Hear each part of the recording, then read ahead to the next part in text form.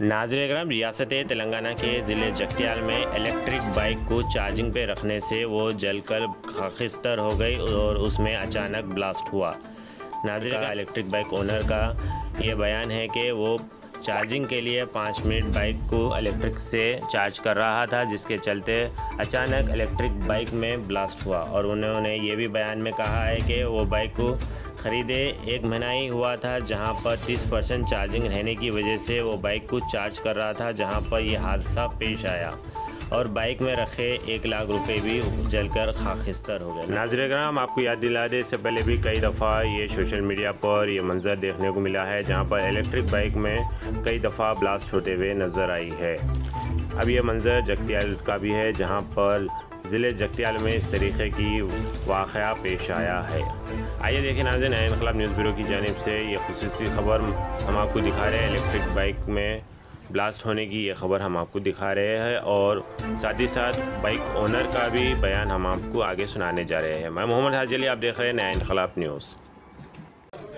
Balapalli village జైత్యాల్ mandal ఇక్కడ మన TVS charging iQube తీసుకున్నాము 1,22,000 పెట్టి తీసుకున్నాము 1 మంత్ అవుతుంది అయితే ఇక్కడ 30% ఛార్జింగ్ ఉన్నది ఛార్జింగ్ ఉన్నాక ఛార్జింగ్ పెట్టినాము ఇట్లా పక్క పండి పెరట్లకు పోదామని వెళ్ళినాము వెళ్ళి వచ్చే వరకు మొత్తం ఫైర్ అయిందని ఏందని చూసే వరకు ఇక్కడ రేపు మక్క పెడదామని ఒక 20 బస్తాలు మక్కలు తెచ్చినాము ప్లస్ అడుగు మందు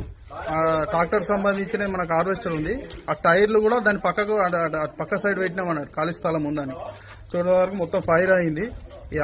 బండి వేలింది ఇట్లా మొత్తం పేలింది ఫైర్ అంటే ఇట్లా మొత్తం పేలింది పేలి మొత్తం ఇది కాలింది అది అప్పుడు ఇక పక్క పొంటి ఉన్న మా అన్న వచ్చి మేము అక్కడ కొంచెం దూరంలో ఉన్నామంట పెరట్లోనే ఉన్నాం ఇక్కడనే పక్కనే ఇక అన్న వచ్చి ఇట్లా ఏమో అవుతుందని ఆయన ఉరికేస్తారు ఇక పక్క పొంటి ఉన్న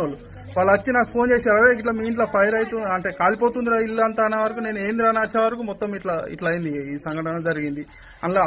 ఆ బండి డిక్కిలా మనకు నేను అట్లా వడ్లు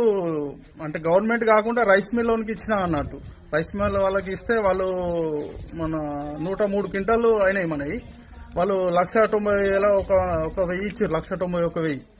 అవి కూడా డబ్బులు అందులోనే పెట్టిన పాన్ కార్డు డిక్కిల్నే ఉన్నది అవన్నీ కూడా అందులోనే ఉన్నాయి మొత్తం ఫైర్ అయిపోయినాయి ఏం లేదు ఇల్లు దర్వాజా ఇది కానీ మొత్తం కాలిపోయింది. ఇంకా ఈ రోజు ఏంటంటే మా వాళ్ళు పిల్లలు ఎప్పుడైనా ఇంటికానే ఉంటుండే స్కూల్కి వెళ్ళిర్రు మా వాళ్ళు ఊరికి వెళ్ళిర్రు ఇంకా ఉన్నోళ్ళు ఇక్కడ పెరట్లా కలుస్తున్నారు ఈ టైంలో ఎవరు ఉండరు ఇక్కడ ఇక అట్లా మొత్తం ఇన్సిడెంట్ ఇట్లా జరిగింది ఇక ఫైర్ వాళ్ళు కూడా వచ్చారు మొత్తం ఇట్లా కాలింది ఇది జరిగింది.